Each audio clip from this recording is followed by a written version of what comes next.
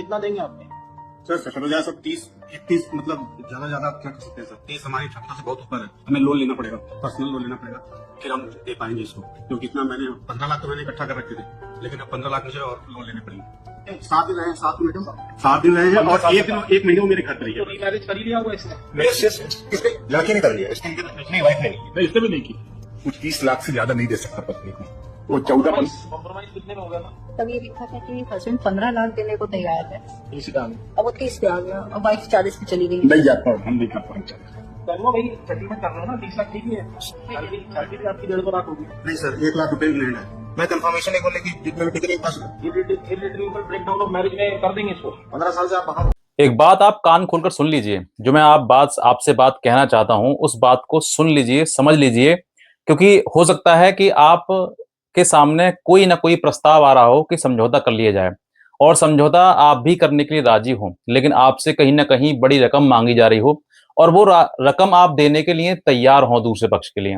तो मैं कहता हूं आप मेरी बात को गौर से समझ लीजिए। अगर आपके अंदर थोड़ी भी बुद्धिमत्ता होगी तो मैं कहता हूं आप इस बात को समझेंगे और वाकई इसका निष्कर्ष निकालेंगे कि वाकई ये सब चीजें हुई क्यों और क्यों हो रही हैं।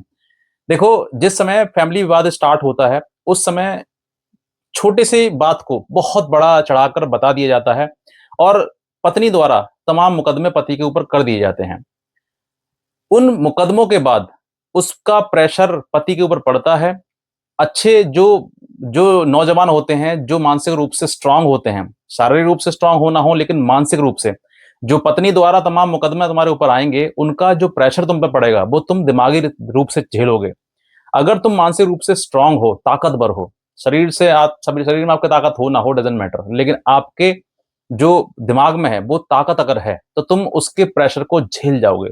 जब तुम इस प्रेशर को झेल जाओगे और उसको लगेगा कि हाँ मैंने इतना मुकदमे कर दिए लेकिन इस पर कोई फर्क नहीं पड़ा, कोई असर नहीं पड़ा, तो उसको कहीं ना कहीं ये लगेगा कि अब ये मुकदमे तो मैंने कर दिए, अगर मैंने इनको साबित नहीं कर पाई तो ये मुकदमे वापस मेरे गले पड़ जाएंगे। कहने का मतलब स्पष्ट सही है कि कानून ऐसा नहीं है कि जो मुकदमे कर रहा है सिर्फ उसी के पक्ष में रहेगा, ऐसा उसी के मतलब विपक्ष में आएगा जो व्यक्ति उसमें अक्यूज है, अभियुक्त है।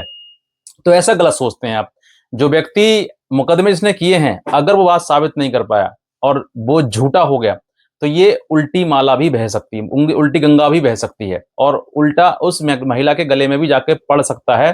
जो महिला ये कहती है कि साहब मुझे मारते हैं, पीटते हैं, दहेज मांगते हैं, अब वो महिला आपसे सेटलमेंट की बात कर रही है, आपसे पैसे की मांग कर रही है। और कहीं ना कहीं देखो, उसने पहले मुकदमे किए, मुकदमे करने के बाद तुम्हें प्रेशराइज किया, तुम्हारे ऊपर तमाम बर्डन आ गया, तुम बहुत ज्यादा परेशान हो गए, तुम्हारी रातों की नींद खत्म हो गई, तुम टेंशन डिप्रेशन में आ गए, तुम बीमारी के शिकार हो गए, तुमने क्या क्या झेला ये तुम समझ सकते हो। लेकिन उस महिला ने तुम्हें सिर्फ और सिर्फ इस तरीके से प्रताड़ित किया, यानी कि कहीं ना कहीं उसके ऊपर मुकदमे आए, उसने तुम्हारे ऊपर मुकदमे किए, तुम सब झेल गए। अब वो दूसरा पासा तुम्हारे ऊपर फेंक रही है कि अब फैसला कर लिया जाए। क्यों? क्योंकि उसने जो मुकदमे किए वो तुम सब झेल गए, तुम पे कोई असर नहीं पड़ा, पहली जीत उसकी हो गई। अब दूसरी जीत, फैसला करके पैसा ले लो, तो ये भी उसकी जीत हो गई। तो कहीं ना कहीं ये चालाकी किसकी हुई? ये जो मुकदमे हुए, मारते हैं, पीटते हैं, दहेज मांगते हैं, ये सब तो एक बहाना था, लेकिन इसके पीछे क्या इंटेंशन थी? तुमसे मोटी रकम ऐंठना। पहले खूब उसको प्रताड़ित कर लो, फिर उसके बाद पैसे उससे लूटो और अपने अलग होकर शादी कर लो। ये एक कहने का मतलब ट्रेंड चल रहा है। इस तरीके की जो ब्लैकमेलिंग है ना, मैं स्पष्ट कह रहा हूं, ये ब्लैकमेलिंग और एक्सटॉर्शन का ही काम है। वरना कोई पिता अपनी बेटी को शादी करने के बाद फिर पैसे मांग कर अलग करके कहीं और बिठाने की, शादी करने की बात नहीं करेगा, एक सम्मानित व्यक्ति होगा तो। और जिनको यही काम करना है तो साहब करो, तुम्हारी इच्छा है। लेकिन अब यहां पर बात यही आती है कि साहब पैसा ले दे के खत्म कर लो। जब बात इतनी बिगड़ जाती है ना कि अब साथ रहना संभव होता ही नहीं है, क्योंकि कहीं ना कहीं इस रिश्ते को इतना बुरी तरीके से फैला दिया, खत्म कर दिया है कि इस रिश्ते में अब जान बची ही नहीं है। तो जब बची नहीं है तो फिर क्या होगा? इस रिश्ते में पैसा लेकर इसको निपटा लो, खत्म कर लो। तो यहीं पर आपको गलती नहीं करनी है। जब आपके सामने ये प्रस्ताव आता है कि पैसा दो और खत्म कर लो बात को, तो पैसा बिल्कुल नहीं देना आपको और ना ही खत्म करना है। आपको ये कहना है कि अगर हमारे ऊपर झूठे मुकदमे दर्ज कराए हैं और हम दोषी हैं और हमने अपराध किया है, तो ये जो होगा वो कानून हमारे लिए कर देगी। हमें तुम्हारे लिए लाखों रुपए देकर पहले तुम खूब हमारी समाज में बेइज्जती कर लो, हमें जेल भिजवा दो, हमारे वारंट कटवा दो, तमाम सब कुछ करवा दो। लेकिन अब जो है, जैसे ही तुम्हारा सब कुछ ये सिस्टम खत्म हो गया, अब दहेज के मुकदमे में भी स्टे हो गया, मेंटेनेंस का भी था वो भी खत्म हो लिया, डी भी था वो भी खत्म हो लिया, अब बचा क्या? तो आप पैसा ले लो जो बचा हुआ, एक बार में पैसा ले खत्म करो। इनका इसका मतलब कहने का मतलब क्या है कि चित भी तुम्हारी और पट भी तुम्हारी, सब कुछ तुम्हारा ही होगा, हमारा तो कुछ नहीं होगा। तो ऐसी परिस्थिति में आपको समझौते के लिए बिल्कुल हाँ नहीं करना है।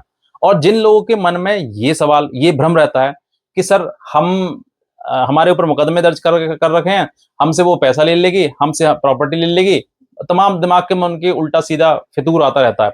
उन सब फितूर को बाहर निकाल दो दिमाग से। महिला के पास, पत्नी के पास ऐसा कोई अधिकार नहीं है जो तुमसे प्रॉपर्टी ले ले तुम्हारे जीते जी।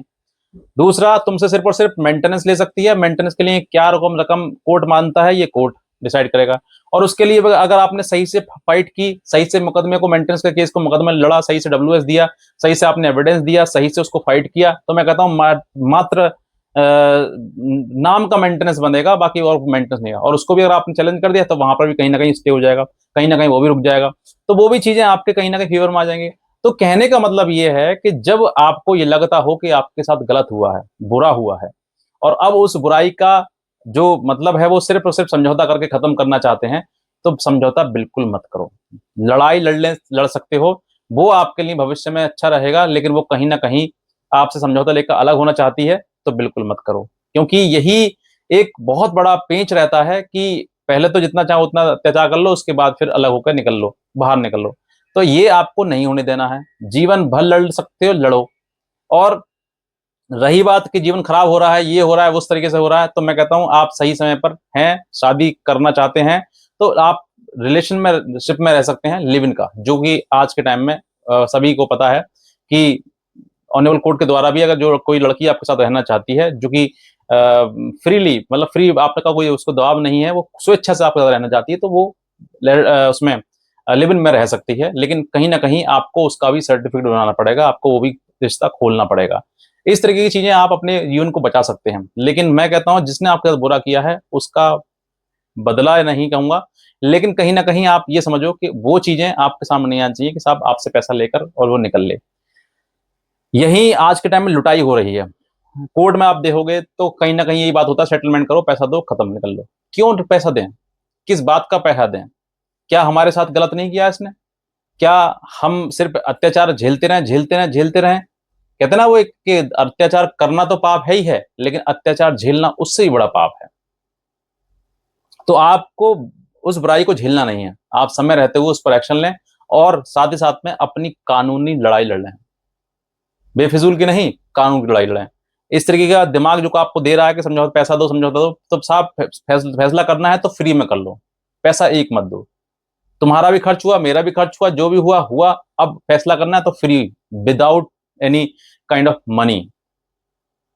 कुछ आपको पैसा नहीं देना है, फ्री में से करो। और अगर हो सकता है तो अगर आपके साथ ज्यादा ही बुरा हुआ, अत्याचार हुआ है, तो उससे डिमांड करो कि भाई पैसा तुम दो, तुम्हारे हमें इतने कोई मांग है, इतने पैसे की मांग है, तो तुम डिमांड कर सकते हो। क्योंकि बुरा किसी साथ में होता है, ऐसा नहीं है सब लड़की ही के साथ ही बुरा हुआ है, उसी के साथ अत्याचार हुआ है, पुरुष के साथ भी आज के समय अत्याचार हो रहा है, और अत्याचार नहीं, उसकी मृत्यु की जा रही है, उसको मरवाया जा रहा है।